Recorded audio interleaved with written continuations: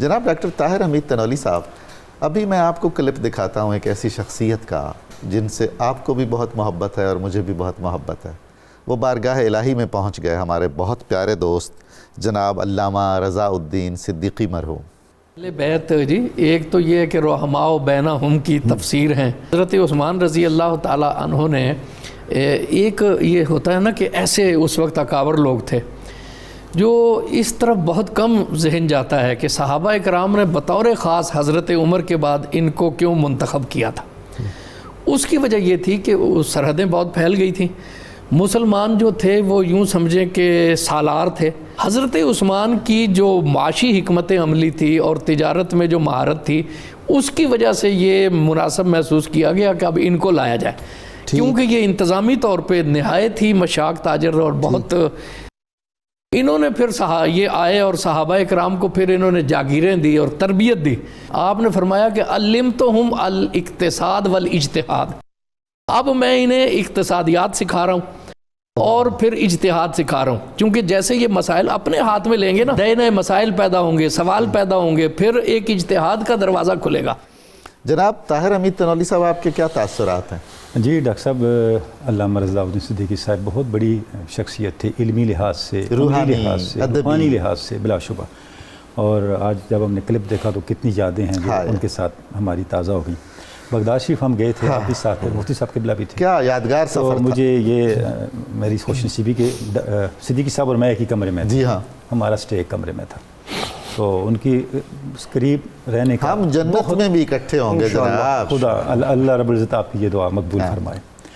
تو ڈاکٹر صاحب پیر کرم شاہ الازہری علیہ رحمہ کے وہ مرید تھے، اور ان کو دیکھ کے پوچھنے کی ضرورت نہیں پڑتی تھی کہ آپ کا تعلق کہاں ہے۔ سبحان اللہ، سبحان اللہ۔ ایسے مرید بہت کم ہیں واہ، کہ جن کو دیکھ کے ان کے پیر کی یاد آئے۔ کیا بات ہے۔ اور تصوف ان کا اوڑھنا بچھونا تھا، ان کی گفتگو میں، ان کے اطوار میں، ان کی تحریروں میں ہمیں تصوف کا رنگ نظر آتا تھا۔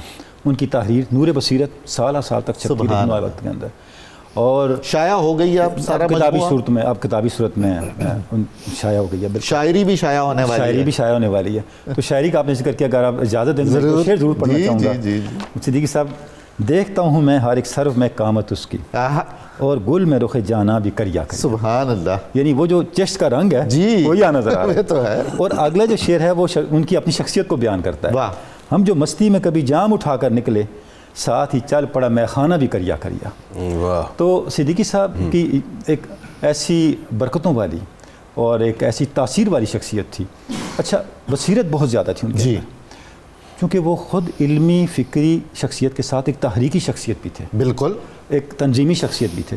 تو پاکستان کی جماعتوں کے بارے میں ان کی ایک ایک دو جملوں کی جو رائے تھی، وہ ایک ایسا ورڈکٹ ہے جو ہسٹری ہے۔ واہ، یعنی چونکہ یہاں وقت نہیں، بات نہیں ہو سکتی، تو خود ان کے ہاں ایک مرتبہ ڈسکشن ہو رہی تھی کہ کس طریقے سے امت کو اکٹھا کیا جائے یہ وہ، تو انہوں نے فرمایا ہمیں چاہیے کہ ہم دارالعلوم بیرا شریف کو درس و تدریس پہ فوکس کریں۔ جب آپ اس کو چھوڑیں گے تو آپ کے ہاتھ میں کچھ بھی نہیں بچے گا۔ اللہ، اور حقیقت یہی ہے۔